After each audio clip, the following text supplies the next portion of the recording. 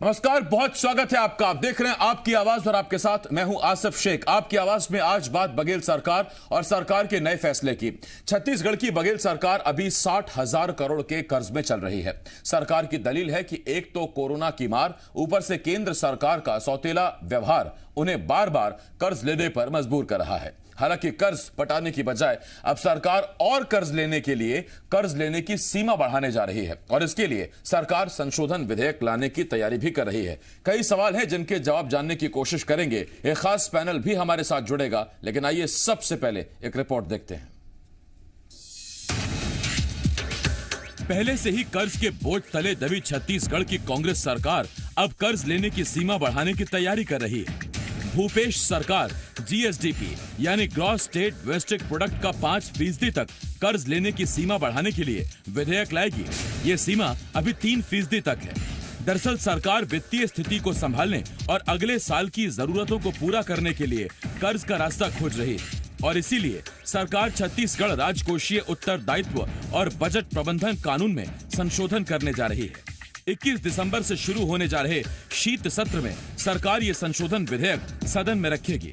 वैसे आपको बता दें कि कोरोना काल में राज्यों को राहत देते हुए केंद्र सरकार ने राज्यों के राजकोषीय घाटे की लिमिट को 2 साल के लिए बढ़ाते हुए इसे जीएसडीपी का 5% कर दिया था, जिसके बाद भूपेश सरकार ने छत्तीसगढ़ के लिए कर्ज लेने की सीमा को 6% तक बढ़ाने की मांग की थी और इसीलिए अब इस लिमिट को बढ़ाने के लिए सरकार संशोधन विधेयक लाने की तैयारी में है। सरकार केंद्र पर पैसा न देने का आरोप लगा रही है और कर्ज की सीमा बढ़ाने को जरूरी बता रही है, तो वहीं विपक्ष सरकार पर हमलावर है।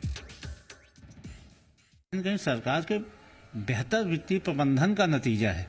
ये तो सिर्फ हो हल्ला मचा रहा है। पिछली सरकार तो छत्तीसगढ़ सरकार के ऊपर लगभग 50,000 का कर्ज छोड़ के गई थी और उन 50,000 में न किसानों को बोनस दे पाते थे, धान की कीमत दे पा रहे थे। हमारी सरकार ये किसानों को बोनस भी दे रही है, धान की कीमत भी दे रही है और कर्जा भी माफ कर रही है, निर्माण कार्य भी करवा रही है। तो कहीं न कहीं यह सरकार का बेहतर वित्तीय कुशल प्रबंधन है। कांग्रेस की सरकार ने 2 वर्षों के अंदर में ही लगभग 25,000 करोड़ का कर्ज ले लिया है। अब और नई तैयारी है कि नए कामों के लिए नए कर्ज लें। तो मुझे लगता है कि कर्ज बहुत आवश्यक हो तब लेने की आवश्यकता है। इस सरकार को अपने वित्तीय संसाधन बढ़ाने की आवश्यकता है, वित्तीय संसाधन जुटाने की आवश्यकता है। केवल खर्च की बात नहीं है, आखिर आय कैसे होगी, इस ओर भी सरकार को ध्यान देने की आवश्यकता है। अब सवाल ये है, पहले से बढ़ते कर्ज को पटाने की बजाय भूपेश सरकार कर्ज लेने की सीमा क्यों बढ़ा रही है? क्या वाकई केंद्र की तरफ से कम पैसे दिए जाने की वजह से राज्य सरकारें इस तरह के कदम उठाने को मजबूर हो गई हैं? सवाल ये भी है, क्या सिर्फ कांग्रेस सरकारें ही इसका दर्द झेल रही हैं? सत्यप्रकाश, जी मीडिया, रायपुर। तो क्या ये व्यवहार सिर्फ कांग्रेस सरकारों के साथ हो रहा है? बीजेपी सरकारें चुप है? ये दरअसल ये पूरी बात है मैनेजमेंट की, प्रबंधन की। क्या प्रबंधन कैसे करते हैं? क्या बीजेपी सरकार ने कर्ज नहीं लिया या जो कांग्रेस की नई सरकार आई है वो सिर्फ इसीलिए कर्ज लेने पर मजबूर है क्योंकि उसका कहना है कि केंद्र से पैसा नहीं मिल रहा, कोरोना की मार है, अर्थव्यवस्था डूब रही है? हमारे साथ 3 खास मेहमान जुड़ रहे हैं। हमारे साथ बीजेपी के प्रवक्ता और पेशे से सीए अमित चिमनानी साहब, कांग्रेस के तरफ से प्रवक्ता धनंजय सिंह ठाकुर साहब हमारे साथ जुड़ रहे हैं और उसके साथ साथ अर्थशास्त्री रविंद्र ब्रह्मे जी हमें ज्वाइन कर रहे हैं। मैं आप तीनों का बहुत बहुत स्वागत करता हूं। सबसे पहला सवाल ठाकुर साहब आपसे है, उसके बाद फिर मैं रविंद्र जी आपके पास आता हूं और चिमनानी साहब आपके पास आता हूं। ठाकुर साहब, जब तक रमन सरकार कर्ज ले रही थी तो विपक्ष में रहते आपको बड़ा बुरा लगता था। आप कहते थे साहब कर्ज क्यों ले रहे हैं, आप पहले कर्जा पटाइए, राज्य के संसाधनों का इस्तेमाल कीजिए। अब ऐसी कौन सी मजबूरी है, कर्जा अभी तो पहले लिया ही जा रहा है, उसके बाद और कर्ज ले सकें, इसके लिए आपने जीएसडीपी का 5% कर्ज लेने के लिए विधेयक तैयार किया आपने।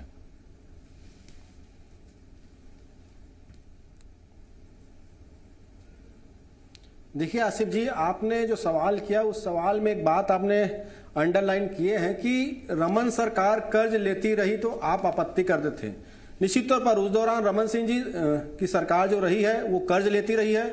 कर्ज में हमको जब सरकार मिली तो विरासत में हमको 50,000 करोड़ रुपए का कर्जा मिला एक और, दूसरी ओर राज्य के 20 लाख से अधिक किसान कर्ज से दबे हुए मिले, अर्थव्यवस्था लड़खड़ाई हुई मिली। उसके बाद आप देखते हैं हमारी सरकार 1 साल होता है, उसके बाद कोरोना संकट काल हो जाता है, उससे पूरी तरीके से देश में अर्थव्यवस्था चरमरा जाती है। तो कहीं ना कहीं 3 ऐसे विपरीत परिस्थितियां हमारे सामने थी। हमारे लिए चैलेंज था कि हमको छत्तीसगढ़ के किसानों को कर्ज मुक्त करना है, उनकी उपज की कीमत देना है, और जो कोरोना संकट काल है उसमें छत्तीसगढ़ को रोजगार के साथ साथ आर्थिक रूप से मजबूत रखना है, और इसके लिए हमें कर्ज लेने की आवश्यकता भी नहीं पड़ती। आसिफ जी, आपके चैनल के माध्यम से बड़ी जिम्मेदारी से कह सकता हूं, क्योंकि जीएसटी की क्षतिपूर्ति की राशि जो हमको केंद्र सरकार से लेनी है और अन्य मद के पैसे ऐसे लगभग 24,000 करोड़ रुपए हमको केंद्र सरकार से लेनी है, और हम कर्ज कितना लिए हैं? 10,000 रुपए। तो कहीं ना कहीं जो केंद्र सरकार की जो सौतेला व्यवहार है, केंद्र सरकार की जो व्यवस्था है, उसके कारण हमको कर्ज लेना पड़ रहा है, और एक कर्ज जो है छत्तीसगढ़ के जनता के हित में लिया जा रहा है। हमने कर्ज लेकर किसानों कर्ज माफी किया तो आप देखेंगे कि मार्केट में फ्लो आया, आर्थिक मंदी का दौर यहाँ पे नहीं रहा है, और हमारे अगर जीएसटी के पैसे और अमन के पैसे मिल जाते हैं। 4 किस्तों में राजीव गांधी न्याय योजना का पैसा आ रहा है ठाकुर साहब, अगर ये एक मुश्त दे देते आप तो फिर तो बहुत कर्ज देना पड़ता आपको। नहीं, मैंने पहले कहा ना, क्योंकि हम जब सरकार में आए तो हमको एक और रमन सिंह के कुशासन, भ्रष्टाचार, कमीशन खोरी कारण जो राज्य के खजाने जो 50,000 करोड़ का कर्जा था, वो कर्जा मिला, उस कर्जे को ब्याज भरने की जिम्मेदारी मिली हमको। दूसरी ओर राज्य के किसान मिले जो पूरे कर्ज से दबे हुए थे, हताश थे, परेशान थे, उनकी उपज कीमत नहीं मिल पा रहा था, और हमने जब योजना बनाया 2500 रुपए के साथ देने का, पहले चरण हमने दिया भी, उसके बाद किस प्रकार से केंद्र सरकार उसमें अड़ंगा लगाती है, तो हमको राजीव गांधी किसान न्याय योजना के माध्यम से 4 किस्तों में पैसा देने की जरूरत पड़ी है, और इसके लिए हमने 5700 करोड़ की व्यवस्था की है। तो निश्चित तौर पर थोड़ी अव्यवस्थाएं हैं, लेकिन इसके लिए केंद्र सरकार जिम्मेदार है। हमें अभी हमारा 24,000 करोड़ रुपए हमको दे दे, हमें किसी प्रकार की आवश्यकता नहीं पड़ेगी। मैं लौट रहा हूं ठाकुर साहब आपके पास। आजकल ये बड़ा कॉमन है, आपसे पूछिए आप कहते हैं केंद्र सरकार जिम्मेदार है, केंद्र से पूछिए वो कहते हैं नेहरू गांधी जिम्मेदार है। उस वक्त इंदिरा गांधी और नेहरू पर वो आरोप लगाते हैं। मैं लौट रहा हूं उस पर आपके पास। चिंदानी साहब आपके पास आ रहा हूं। चिंदानी साहब, अपनी सरकार, अपना मैनेजमेंट, जब तक आप थे आप अपने हिसाब से कर्ज ले रहे थे, नई सरकार आई है अपने हिसाब से कर्ज ले रही है, और कोरोना काल में आप ही की सरकार ने राज्यों को राहत देते हुए कहा था कि जीएसडीपी का 5% तक आप कर्ज ले सकते हैं, कर्ज की सीमा बढ़ा दी थी। तो अगर 5% के अंडर सरकार कर्ज लेना चाहती है तो उसमें क्या आपत्ति है, या आप सरकार के साथ हैं? आसिफ जी, कांग्रेस के जितने भी लोग हैं वो इतना ज्यादा झूठ बोलते हैं कि उनके झूठ को बताते बताते ही मुझे लगता है 3 घंटे गुजर जाएंगे, लेकिन मैं कुछ झूठ इनके जो है मैं सच उसके फैक्ट्स बताने की कोशिश कर रहा हूं। पहले तो 50,000 करोड़ का कर्जा नहीं है, 41,000 करोड़ का कर्जा हमने 15 साल में लिया। प्रति वर्ष 2700 करोड़ रुपए का कर्जा होता है, प्रति वर्ष 2700 करोड़। इन्होंने 2 साल में 25,000 करोड़ लिया है, यानी 12,500 करोड़ रुपए प्रति वर्ष।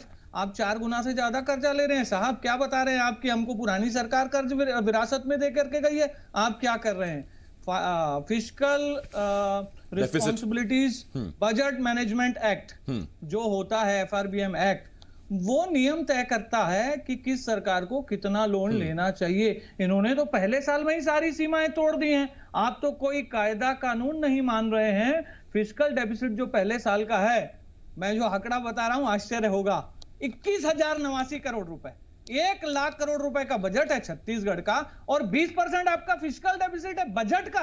क्या न इनको कोई आंकड़ा पता है? इनको तो खाली बस राजनीतिक बातें डिबेट में करनी है, न ये बजट पढ़ते हैं, न फाइनेंशियल मैनेजमेंट समझते हैं, न इनको करना है। ये सरकार उद्देश्य प्रति व्यक्ति आय बढ़ाने का नहीं लेकर के आई है। इसका उद्देश्य है प्रति व्यक्ति कर्ज बढ़ाना, जो 1.5 गुना 2 साल में हो चुका है। आसिफ जी, कोई ऐसा आंकड़ा बता दें। चिंदानी साहब, जब आप इतने आंकड़े बता रहे हैं और आप क्योंकि सीए हैं तो आप आर्थिक मामलों के जानकार भी हैं, तो रमन सरकार ने उस वक्त, ठाकुर साहब आता हूं 1 मिनट, तो रमन सरकार ने आप जैसे एक्सपर्ट्स की राय ली नहीं कि आपने दी नहीं? 15 सालों में तो अपने हिसाब से आप प्रदेश को गढ़िए, अपने वित्तीय संसाधन तैयार करिए। आपको तो लोन बिल्कुल लेने की आवश्यकता नहीं थी, आप तो सरप्लस में आने चाहिए थे। चिंदानी साहब, आप जैसे लोगों पर गर्व है हमें। देखिए सर, बड़ा अच्छा आपने प्रश्न पूछा है। डॉक्टर रमन सरकार ने 9,000 करोड़ के बजट से शुरुआत की थी सर, और बजट पहुंचाया 95,000 करोड़ तक। प्रति व्यक्ति आय में 7 गुना की वृद्धि की है। और मैं आपको बताते हुए खुशी महसूस कर रहा हूं कि ऋण भार जो होना चाहिए जीएसडीपी का 20% होना चाहिए मैक्सिमम, लेकिन रमन सिंह की 15 साल की सरकार में वो 17% रहा। 1 साल भी क्रॉस नहीं हुआ।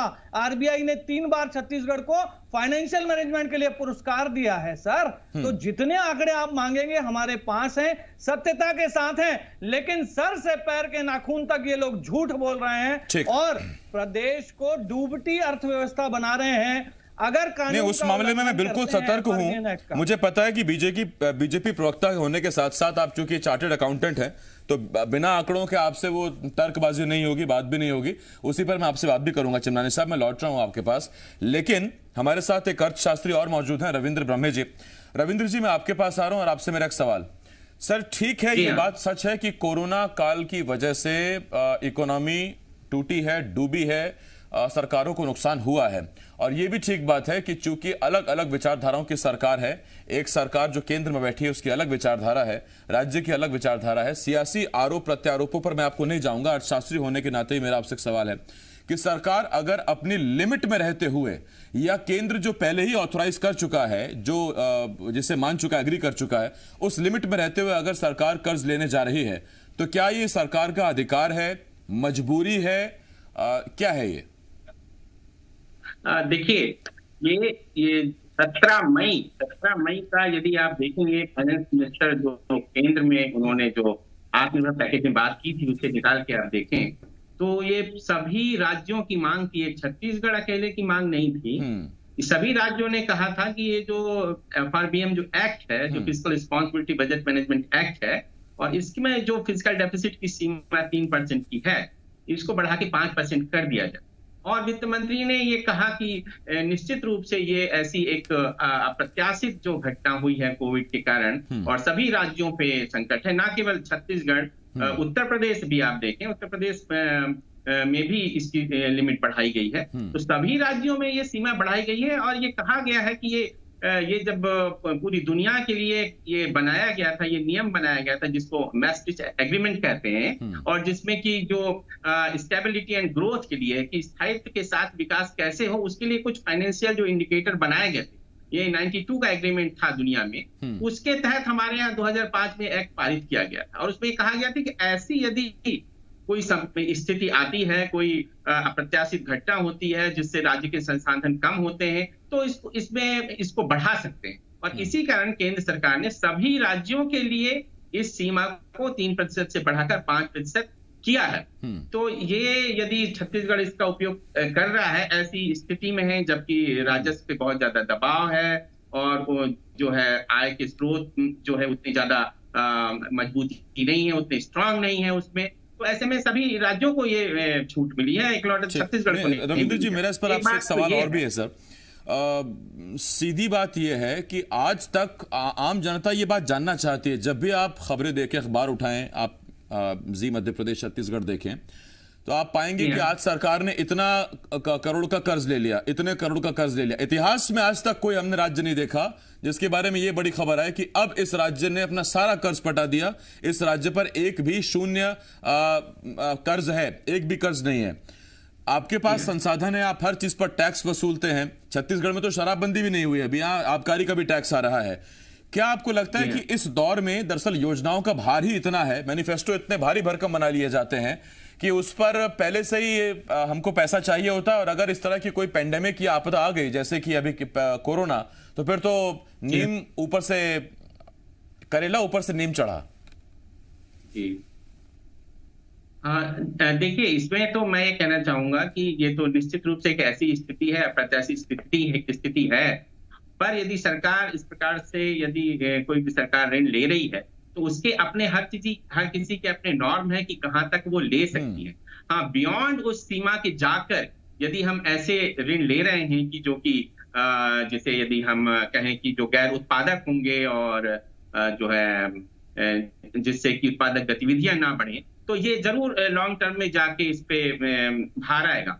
पर मैं ये भी कहना चाहता हूं कि जो केंद्र सरकार ने 3% से बढ़ा के 5% की लिमिट जो की है, इसके लिए कुछ उन्होंने 4 सुधार रिकमेंड किए हैं, सरकार को वो भी लागू करना पड़ेगा।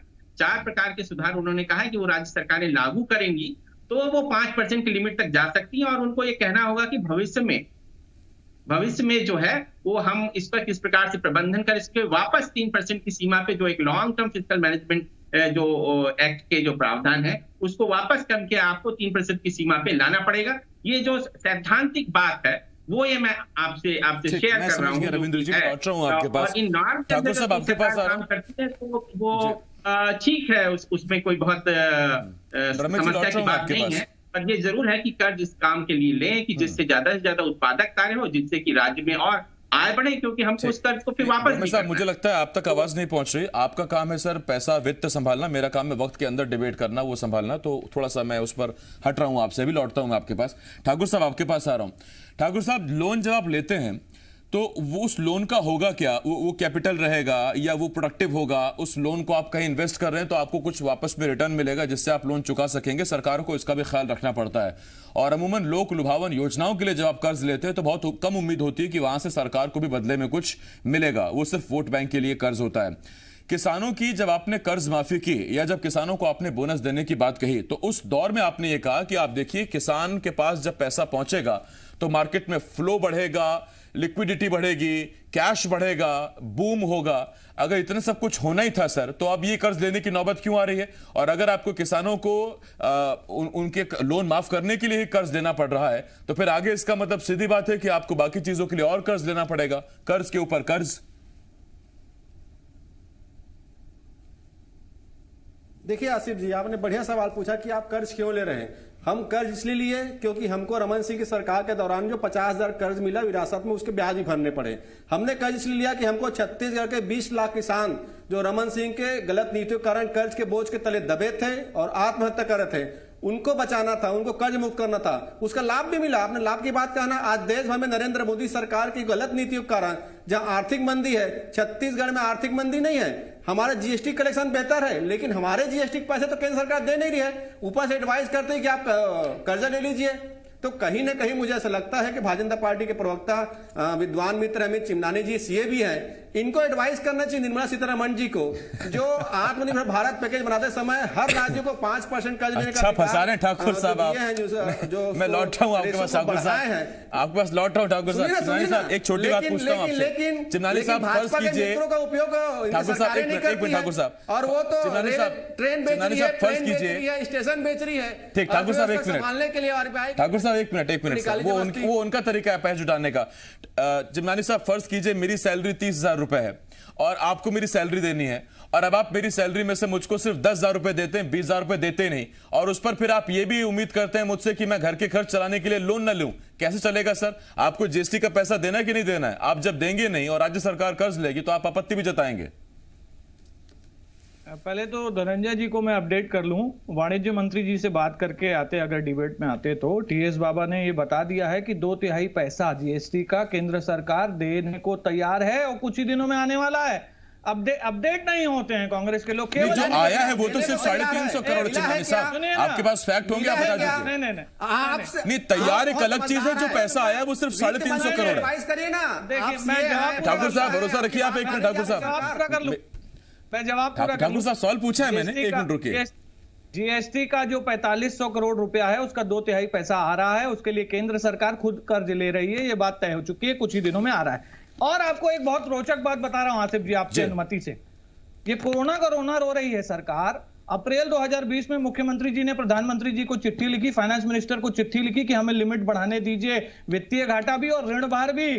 फरवरी 2020 में कोरोना से पहले इस सरकार ने अपना बजट पेश किया था विधानसभा में। आपको आश्चर्य होगा, उस बजट में प्रस्तावित ऋण भार 21% था। एफआरबीएम एक्ट के हिसाब से 20% होना चाहिए। कोरोना से पहले ही सरकार प्रस्तावित कर चुकी थी, और जो वित्तीय घाटा 3% होना चाहिए आसिफ जी, वो 6.4% था कोरोना के पहले। तो चिंता इस बात की होती है कि इनके मैनिफेस्टो में तो चिमनानी साहब शराबबंदी का भी जिक्र है, और जिस दिन शराबबंदी कर दी गई, ये फिजिकल डेफिसिट कहां जाएगा या कैसे मैनेजमेंट होगा वो देखना पड़ेगा। और ऐसे में जो अभी भी सरकार से उम्मीद लगाए बैठे हैं, ये देखना पड़ेगा सरकार इतना चमत्कारी कदम उठाती कैसे है। शुभकामनाएं वैसे ठाकुर साहब के साथ हैं, अब तो सरकार उन्हीं की है। आप भी शुभकामनाएं दीजिए चिमनानी साहब।